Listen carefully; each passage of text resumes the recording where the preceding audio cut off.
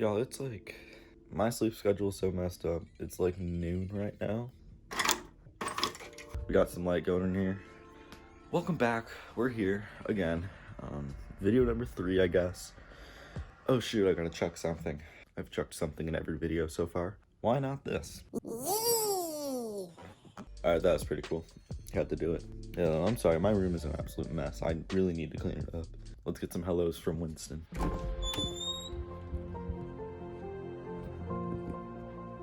Chabu chabu. What? Where is he, bro? Winston!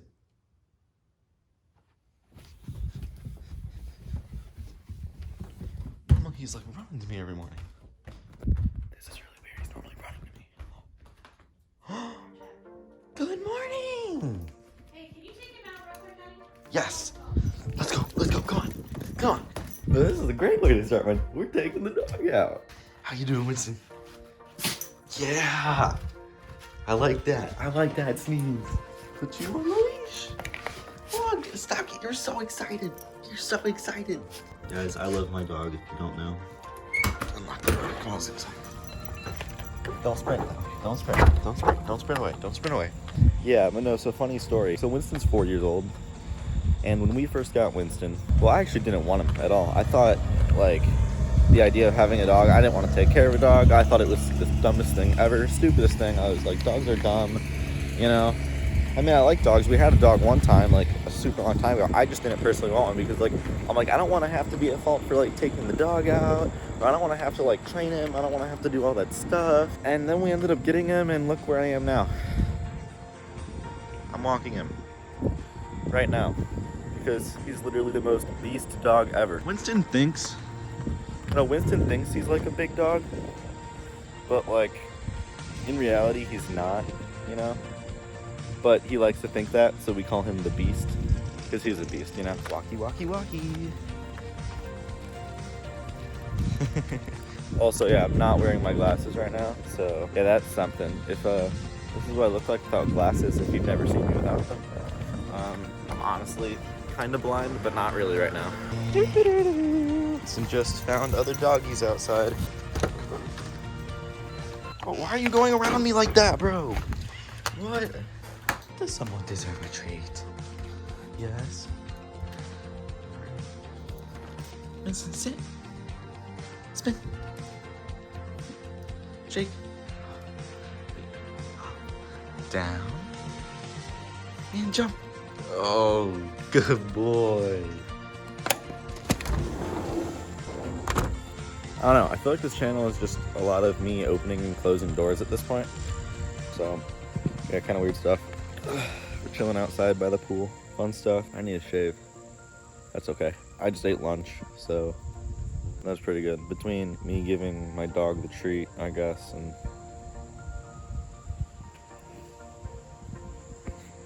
no, between me giving my dog the treat and being out here, I ate lunch. Here's a nice little view I put. I'm sorry for the chair in the way, but there's a basketball in the pool. Well, that down there, that's actually my second pet. That's a creepy crawler. His name is Creepy Crawler because that's legitimately the company name. It's Creepy Crawler. So my dog absolutely loves Creepy Crawler. Every single time he comes out here, he starts screaming and barking and making it seem like the Creepy Crawler is going to try to attack someone and kill someone. But it's respectable. That's what dogs do. Okay, y'all, so back in my room. Oh, check this out. I actually made my bed, as you can see there. So, yes, I'm cleaning. The other day, I was actually adjusting one of my carriers I have for my bass drum, or one of them, at least because I have 3 of them now. It's a long story. But my drum key was super old and super crappy, and it actually broke, as you can see here. Like, I was turning it, and then it just like snapped and like around the lug or whatever, and there's like another like indent over here where like it's definitely gonna break if I keep trying to use it. I don't know, so I had to order a new one off Amazon. It's coming in the mail in like the next day or 2 or so, but like even then, this is just, I've never seen this before. So I'm also getting one that's like a high torque one, like the Pearl drums, so that's gonna be way more helpful, you know what I'm saying? So obviously, you know what this is if you're watching it. I'm going to be breaking down the snare part to Equinox, which is a piece that I wrote not too long ago. The whole piece is based around triplet timing. I'll be sure to put the sheets down in the description. This piece is super fun, so yeah. Also, one of my good friends, my man Eric, made a suggestion to me to put sheets on the screen to things that I'm learning. So I'm gonna try and do that for you. Thinking. All right, well, let's begin.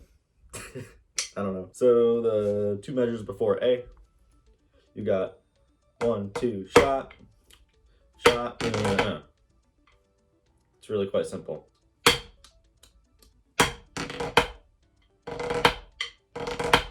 Also, I'm going to be attempting to use the best traditional grip I can because I'm not a primary snare drummer, as you probably already know. So yeah, this piece, at least a lot of it, is written in like 3-bar patterns. So this first pattern is basically triplet grid, but the 2s section.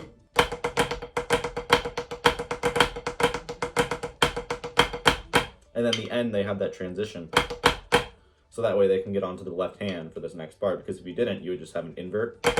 That would make you do it on the right hand again. So there's a transition right there at the end. That's the last 2 beats. So again.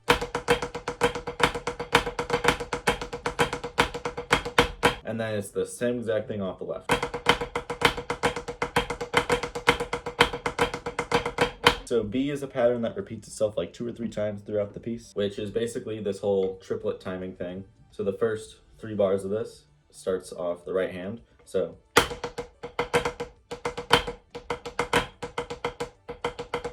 and then you have a double left there, so that way it transitions over to the left hand and do the same thing off the left.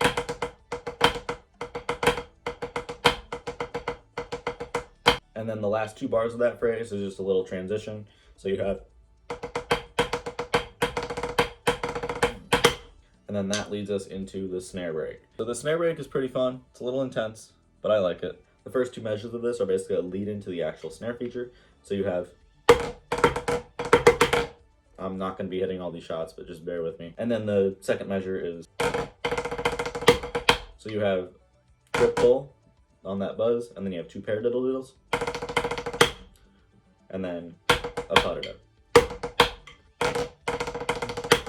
So when you combine those 2 measures, you get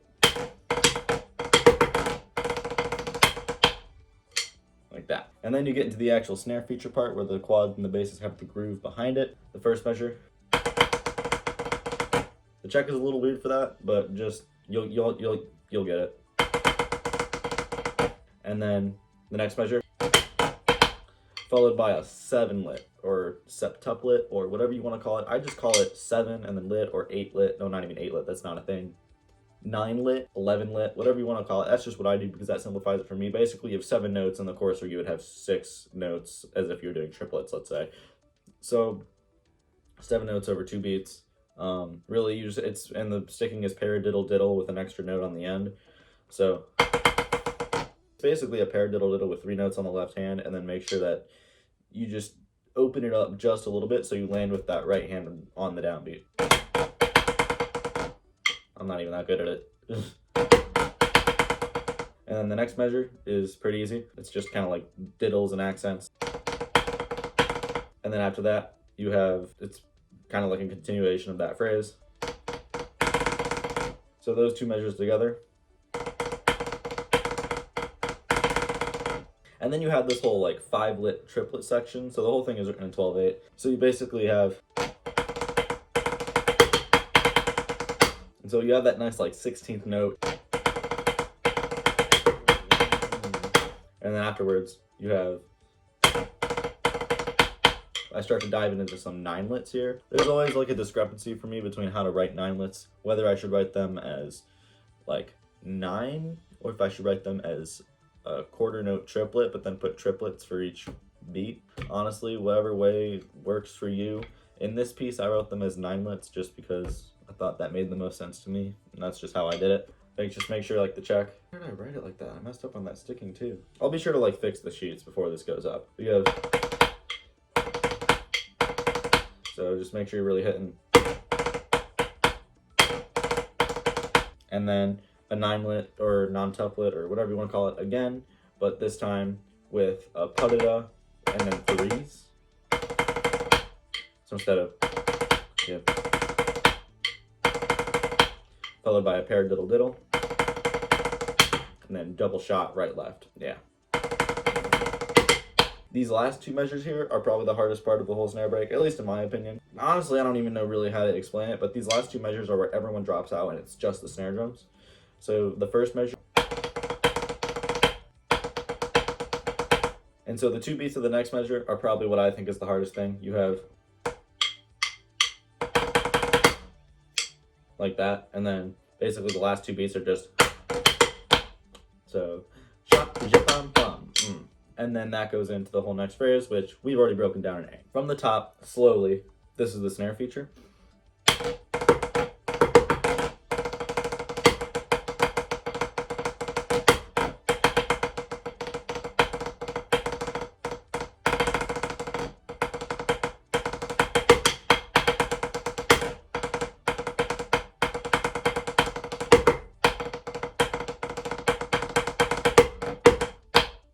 Yeah. D all the way to F is literally the same thing as A to B. We've already broken that down. And then we have the groove going into the quad feature. Basically, it's just beat 3, 2, 3, 4, 1, 2, 3, 4, 1. Same exact thing that we did before at the very, very beginning of the piece. 1, 2. Except I can't hit the shot. And then after that, you basically go into the quad feature where the snares and bass have a groove over that. So the snare groove in this piece is pretty simple. It's just and so forth. Going from F all the way to G, we have this.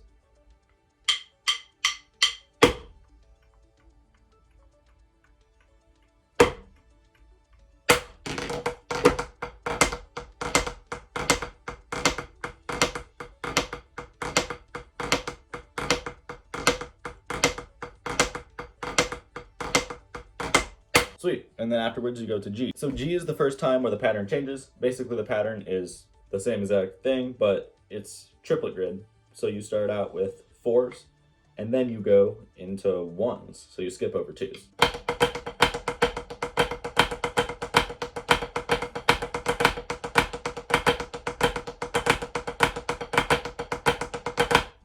And then that leads into H, which is the same thing that we had before. And so forth. And then I to J is basically the bass feature.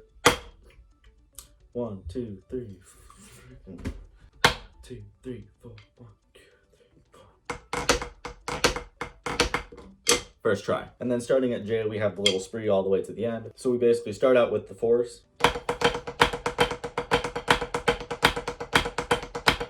And then the next measure is basically a combination of the end of the snare feature and the beginning of the snare feature. So we have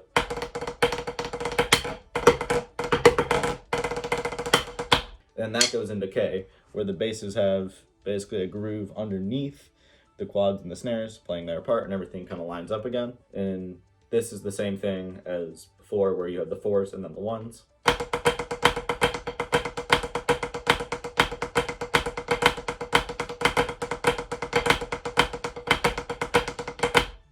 And then L to the end, we'll start with L to M. The way I came up with this pattern is basically, I was trying to come up with a groove that was 1E and a 2E and a 3E and 4E and a 5E and a 1. Like that. So that way it'd be in 5-4, but it would end on the left hand. When I was writing this, it was all in triplet form, so I couldn't really do that. So I just kind of wrote it in triplet form. And then you end on the pull count. So you're going to see little dotted bar lines in the music. And that's actually the spot where the pattern will repeat. So it'll go off the right hand and then off the left. Left. Like that. I personally don't mark time during this because everything's going to start on the pull count and the let count. At some point, I'll for sure figure that out. But if you don't want to mark time, I don't blame you at all. So basically the pattern does twice without diddles and then twice with diddles.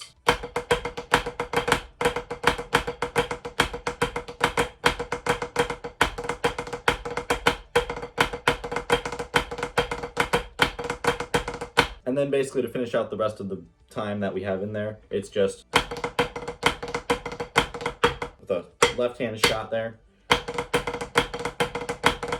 And then that leads us to M. So M to N is literally just a section where the snares and quads have roll and the basses have some stuff underneath that, with a shot at the end. It all stays low the entire time. N to the end is basically, that sounds really weird, N to the end. It's kind of the same pattern, just with a little flair on it. Honestly, not too much like pattern stuff I can like really say. Really, you just have to learn it.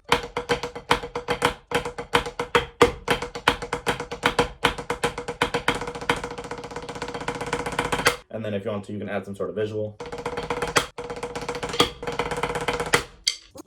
There's a lot of things you can do at the end, so I'll have to see. But that is the breakdown of the snare piece. Here is me doing a full run of the piece with the MP3.